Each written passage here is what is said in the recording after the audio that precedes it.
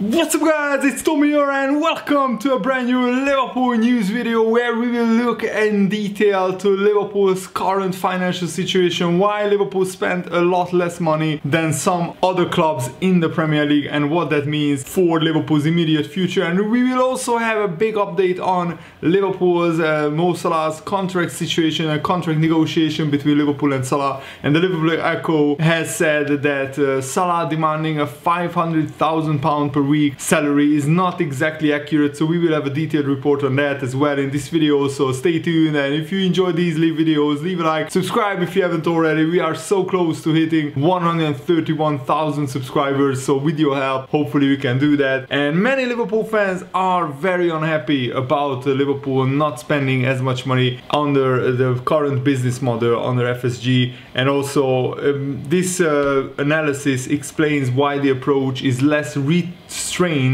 at other clubs and why basically other clubs have spent a lot more. For example, Arsenal have spent 150 million in this summer transfer window, Man United 126 million, Man City 115 million, Chelsea 108 million, and not on a net transfer spend, Liverpool's 11 million was the second smallest. Chelsea made 110 million in sales. So Swiss Ramble, a Twitter account, has posted a detailed report, and I want to share that with you guys because I think it's quite brilliant. And even though Liverpool have spent 74 million the previous season, mainly on Jota, Thiago and Tsimikas, their 110 million gross spend in the last 2 years is still the lowest of the big six. For example, Man City 260 million, Chelsea 330 million, Man United 200 million, even Arsenal spent 226 million net in the past 2 seasons, which is a huge transfer outlay. And looking at transfers since FSG bought the club in 2010, Liverpool had spent 1.1 billion gross, and the net spend is 575 million in like 11 years. That's pretty low. And for example, Chelsea 1.8 billion, Man City 1.8 billion spent compared to Liverpool's 1.1 billion, and Man United also spent 1.5 billion. So the disparity is nothing new for Liverpool. This has been going on for more than a decade, and this is somewhat puzzling for Liverpool fans given their success in recent times in the Champions League and in the Premier League. And in the last 10 years Liverpool have made 61 million pre-tax profit, but this is a game of two halves. At the first 5 years delivered 80 million pound losses, and the next 5 years, so the last 5 years, 141 million pounds in profit in the last 5 years, even though there was a big 46 million pound loss in 2020 because of the pandemic. But it's still less than half of Tottenham 338 million, Man United 191 million, and Arsenal 112 million losses. So that is profit for Tottenham, 338 million profit in the last 10 years, Man United 191, but Chelsea and Man City have lost significantly, because Man City in the last 10 years they posted a net loss of 446 million pounds, and Chelsea are in a minus, so in a loss of 172 million, which is also significant, huge numbers. So this 61 million pre-tax profit in the last 10 years in total is hugely mainly because of the player sales, because we made 359 million pounds profit on player sales. So if you exclude these profits, Liverpool would have made a significant loss. So basically in the past 10 years Liverpool's operating expenses were 3.5 billion and our revenue was 3.25 billion. So which means that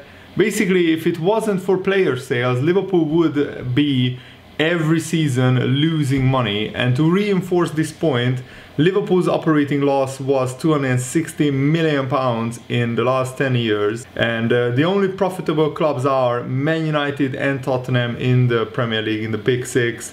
Man United posted 402 million profit for the last 10 years, but that's mainly because they are a marketing juggernaut. Insignificant conclusion from this is that the player sales have been an important part of Liverpool's strategy, generating £360 million profits in the last 10 years, including just in 2019 £124 million. Of course, that was the year where we sold Philippe Coutinho, and this was only surpassed and bettered by Chelsea, who earned £600 million in profit in terms of player sales. So Liverpool are very reliant on player sales and player trading.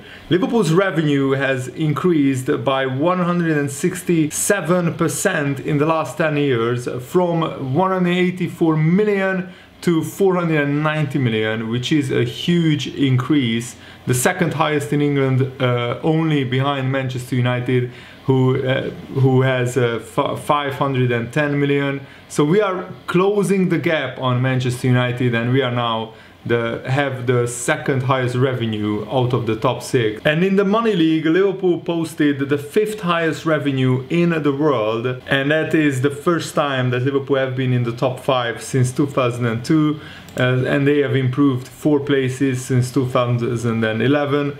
But still Liverpool trail significantly behind Barcelona and Real Madrid, because we have 490 million in revenue, and Barcelona and Real Madrid same 627 million pounds revenue. This is for the 2019-2020 season. And also it was very important to extend the main stand, because Liverpool's matchday revenue has grown by 30 million, which is 73%, so from 41 million to 71 million, mainly due to the stadium expansion. And what is probably the craziest growth is, of course, the broadcasting revenue, because it has more than tripled since 2011. From 66 million it went to 202 million, the highest growth of the big 6, and the 2020 revenue was significantly impacted by, of course, COVID rebates and revenue deferred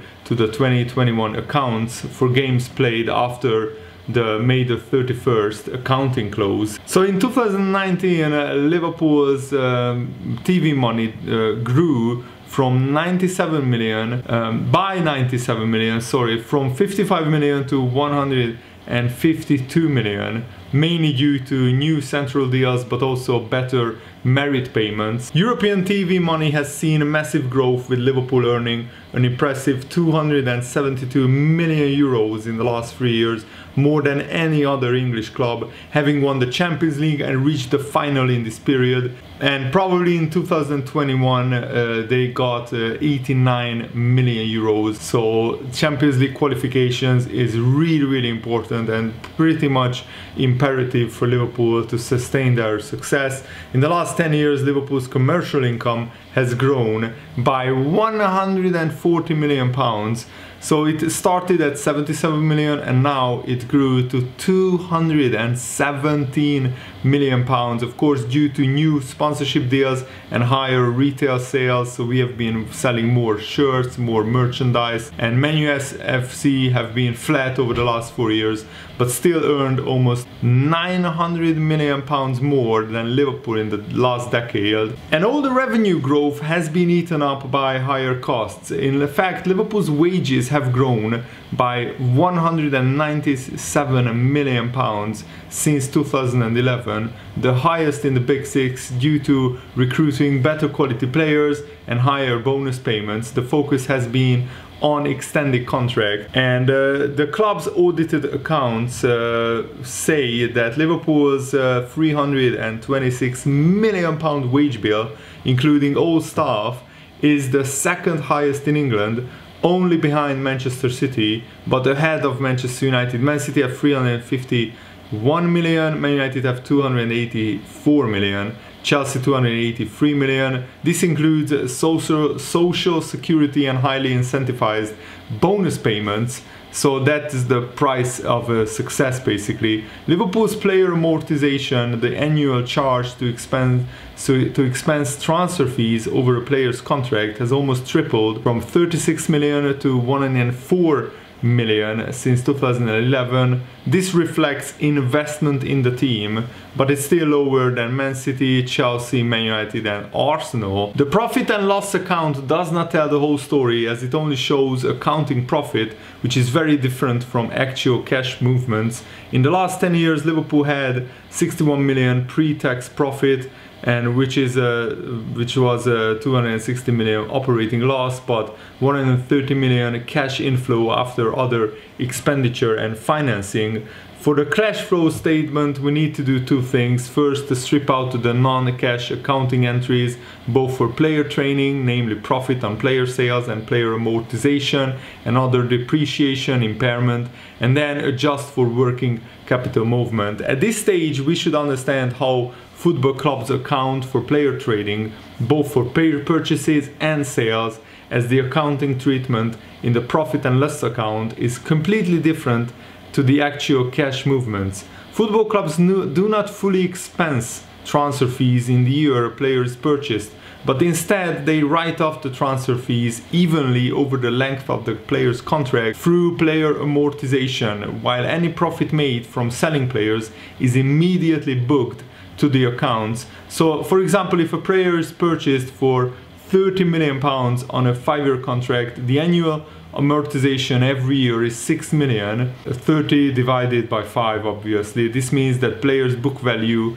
reduces by 6 million every year. So after 3 years his value in the accounts would be 12 million, 30 minus the 18. If the player were to be sold at this point for 35 million, the profit on player sales from the accounting perspective would be 23 million. Player amortization is a major expense in the profit and loss account. However, as we have seen, it is relatively low at Liverpool. So over the last 10 years, they only had back 718 million pounds, including depreciation to operating profit. And that is significantly less than Man City, Chelsea and Man United, where it's 1 billion, so 300 million more. Working capital measures short-term liquidity defined as current assets less current liabilities. Changes in working capital can cause operating cash flow to differ from net profit, as clubs book revenue and expenses when they occur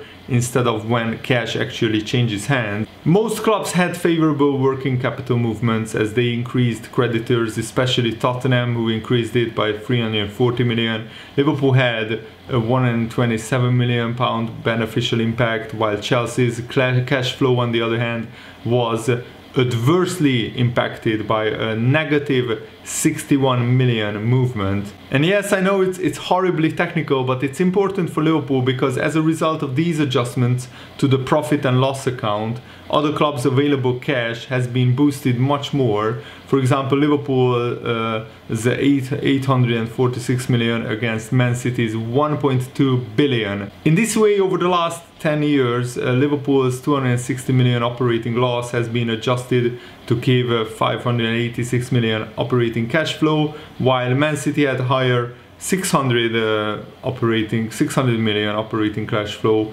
despite having a worse almost 600 operating loss. And this helps explain why Liverpool had much less money available to spend on players than their rivals, despite decent reported profits. As a consequence, they only spent 485 million pounds cash net in the last 10 years, around half of what Man City and Man United have spent, because they spent basically how this number comes out is that 1 billion purchases less than 500 million player sales. And Liverpool also had a massive capital expenditure, 233 million, because we had to build the main stand development, the Kirkby training ground. Of course, that is much less than Tottenham's, because they built a new stadium and that cost 1.4 billion pounds. And the Liverpool owner loan is interest free, and the bank loan is still now only 1.2%. So Liverpool only paid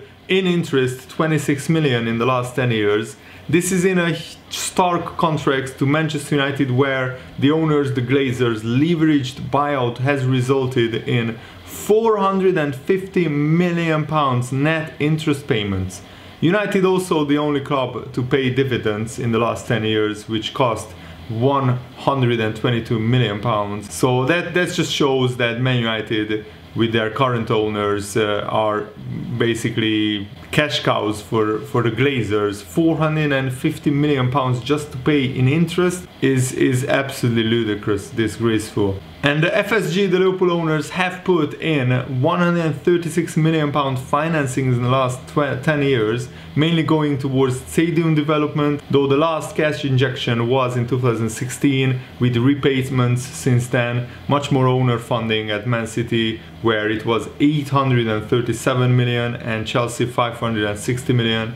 Man United 300 million is via share issue, not from the Glazers. So the Glazers didn't even put any of their own money in, which is absolutely crazy. So yeah, let me know what they think about this. And I also wanted to give you guys an update on Mo Salah's contract situation. According to the Liverpool Echo, Liverpool are continuing to press ahead with talks over a new long-term contract with Mo Salah. However, the Liverpool Echo understands the amount Salah is asking for is not in the region of £500,000 per week that was being reported over the weekend. Salah's agent Rami Abbas caused the stir last month when Mo Salah scored against Norwich, and he just tweeted a message, "I hope they are watching." And of course Liverpool are negotiating with Salah, and we just have to wait and see how those contract talks develop. But Carragher said this about the situation: "I think Liverpool have some of the best players in the world, and I think Mohamed Salah will be the next one to sign. In years gone by, certainly when I was at the club, if we had players of that quality, they would be going to Real Madrid or Barcelona. We have lost so many players over the years, but the club this year hasn't spent much in the transfer market. We have brought Konate in for 36 million, but we have certainly recouped that through the sales. I think the money and expenditure in this preseason was going to go on new contracts so that those players can stay at Liverpool for the rest of their careers. Jordan Henderson is the latest one, and follows Andy Robertson, Fabinho, and Trent and other players, and I expect Salah to do so as well. So even Jamie Carragher is pretty confident that Salah will sign a new contract, so let's hope that's the case. Thanks for watching, guys. Hope you enjoyed this. Have a nice day. See you later. Goodbye.